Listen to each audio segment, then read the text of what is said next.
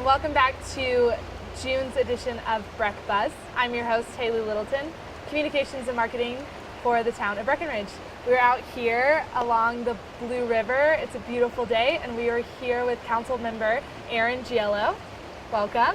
Hi. And we're going to talk about what's been going on lately. So talk a little bit about what Council's been wrestling with, talking about this month. Wrestling? I don't know. Not wrestling, but... Just kidding. So this past meeting, we talked about a lot of housing talk. So we talked about the track day in Block 11, which is something that Breckenridge, the town of Breckenridge, will be developing. And we're looking at lower AMIs, so between 50% and 80% of AMIs.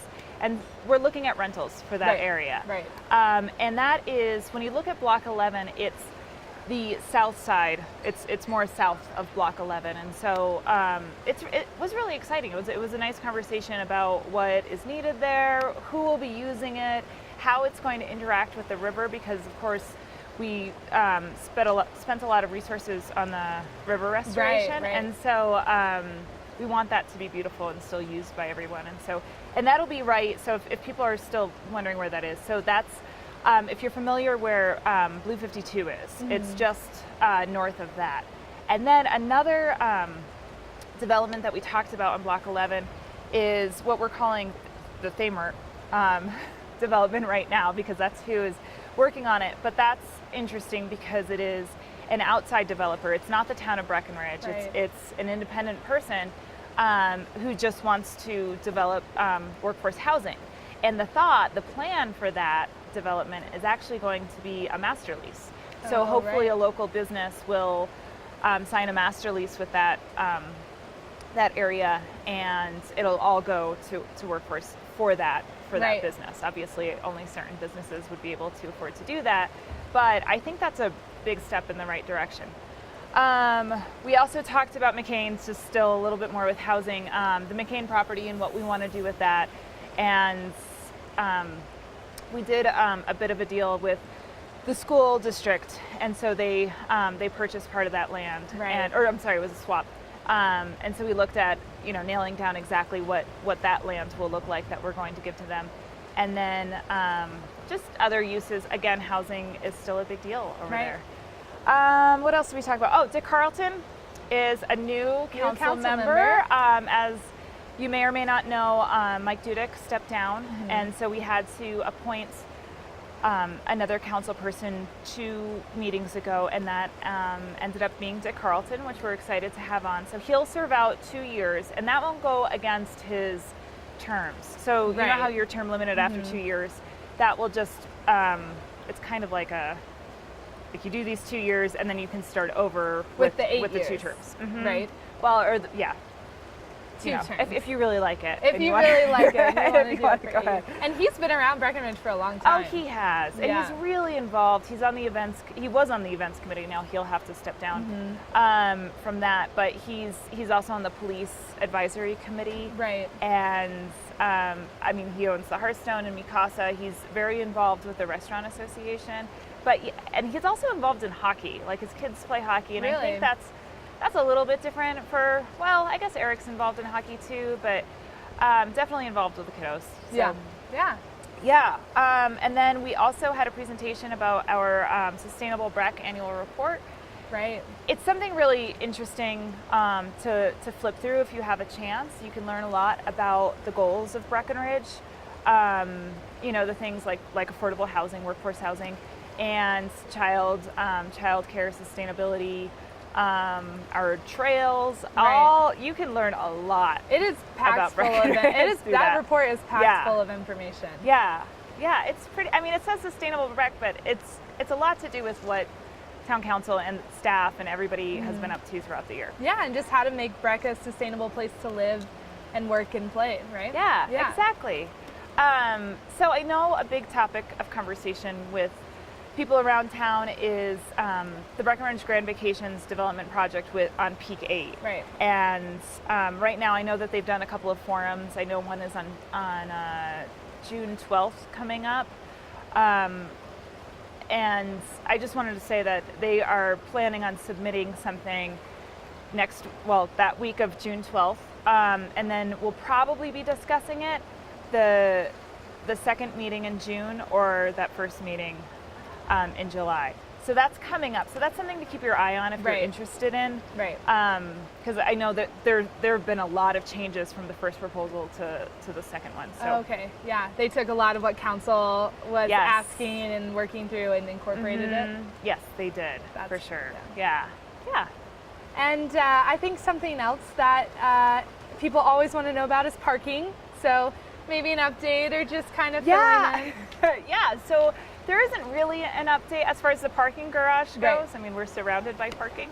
We're also surrounded. I mean, this is beautiful, right? Yeah, I mean, it is. The river. I mean, we're seeing people run by. I don't know if you can tell, but it's just gorgeous. I love this town. So anyway, the parking garage. We have put that on hold for a little bit. I think it's fair to get Dick a little bit more up to speed on that as well. And at the town hall meeting that happened a few weeks ago, when we talked about parking, Eric likes to say this. We brought up where it should be, and we brought up the gondola lots, and you see the whole crowd just saying, "Yep, that's where it should be." And I know it's owned by Vail Resorts, and that's the big trick. And the town and Vail Resorts have been going back and forth so much about this property, and so we're kind of waiting and seeing if something hashes out there too, because we do think that's the best place for a parking garage, and it's going to be something that's here for a really long time. Right. And nobody wants to be the council that puts a big parking garage in the wrong spot when it could go somewhere that is better used and just better for the community. Yeah, and we'll let people know when we're going to start revisiting that or what that looks like.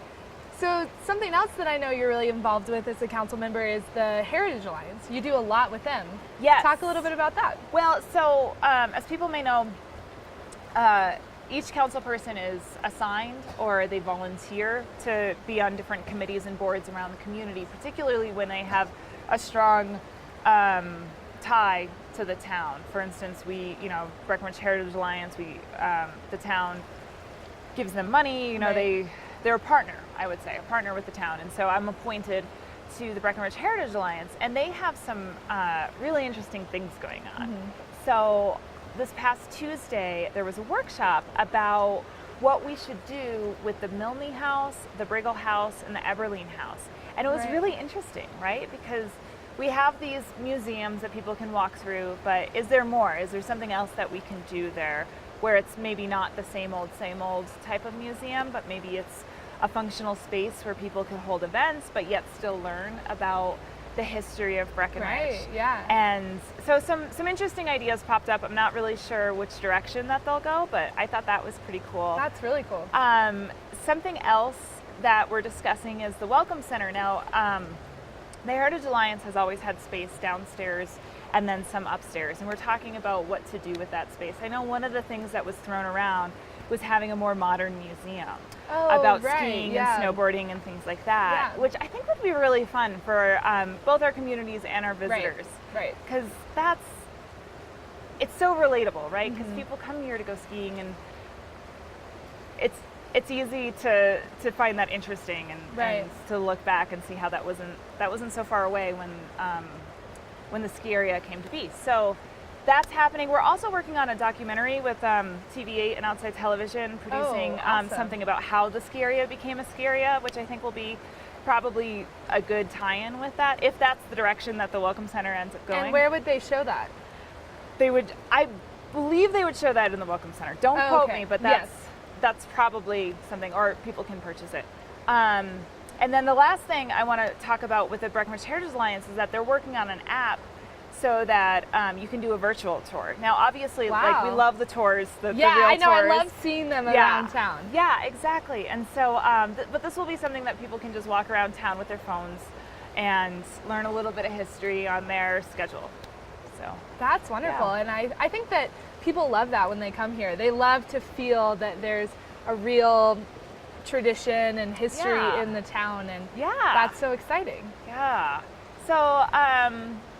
So I'm excited to see that roll out. And then, of course, they'll have their regular events with the 4th of July. They'll have an event at the Ford Museum, and of course their tours, which I need to take some. I haven't yet, and I know that's really embarrassing to mention because I'm on the committee now, but yeah, that's a goal. Don't they also, do they do the cemetery tours? They do cemetery tours. I want they to do that saloon one. tours. They do haunted tours. That was interesting, talking about those three houses, the Everly and the Briggle and the Milne, and saying like, oh, well, this would be a good one for the haunted tour. And it's like, that's paranormal. I want to go on a haunted yeah. tour, maybe. Right. Well, and imagine if we turn it into a meeting space and you have a haunted meeting, right? I would have a lot of meetings there, let's be honest. And I know, so along with the Heritage Alliance, you've also done a lot with the tourism office. Yeah. And the expectations survey? Sure, yeah. So for the last 2 years, I was the appointee on the Breckenridge Tourism Office. And so I saw that develop, and now I'm not on it anymore. Mm-hmm. Wendy Wolf took my spot. But this question keeps on coming up of how much is too much and how to approach that topic, because we put so much money into marketing, and we're so popular, but of course we don't want our popularity to diminish people's experiences, both the community and the visitors and the second homeowners. How can we all live and work and thrive in this town and be happy, And so we sent out this survey over the winter, and it had you might have received it in your post office box, and maybe you did it online, maybe from an employer, but the BTO broke out the results in by whether you're an employee, whether you're a visitor, whether you're or second homeowner, or whether you're here full time, whether you're a resident, and they asked different questions kind of based on where you're coming from. And so questions like, how do you feel about the grocery store? How do how do you feel about driving around? Like what are your big pet peeves? And so we'll see those results come out soon at the annual meeting, which is June 14th. June 14th. Yes. So I hope you guys can make it, because I think it'll be really interesting to see the results and to see how this might craft our direction moving forward. And I think too, they're planning on, if people can't make the meeting, I think they're also planning on publishing something or some results. Yes. Yeah. And also, we're going to do another one in the summer. Oh, wow. There'll be another survey, so you'll be able to see how the winter people and the summer people compare, and also some of the questions I think need a little bit of tweaking. There was one about how, like, would you recommend people live here? And things like that, or something or owning a home here, which that doesn't necessarily equal live. Like, so some of those questions will be tweaked, and I'm looking forward to seeing those results as well. And we'll see the results, but I think what everyone has been talking about is how in depth people responded. Yes. Yeah. Yes. There were a lot of comments. Right. A lot. Like, I haven't seen them all. And I wish I could quote you how many pages, but a lot. People really care about this community and how it's shaped. Right. And council, that's what council looks for, right? Exactly. Yes. That feedback. Yes, of course. Which I think right now is a good time for a plug for, you can always go to a council meeting, second and fourth Tuesday at Town Hall. The work session starts at 3 o'clock, and that's where it gets a little bit juicier, and we have conversations, so I recommend going at 3. But it gets really interesting in the work session. Yeah, and then we have our regular meeting at 7 o'clock. Yes. Well, great. I'm looking forward to everything we're going to be working on this summer, and me too. Thank you for joining us today. Thank you.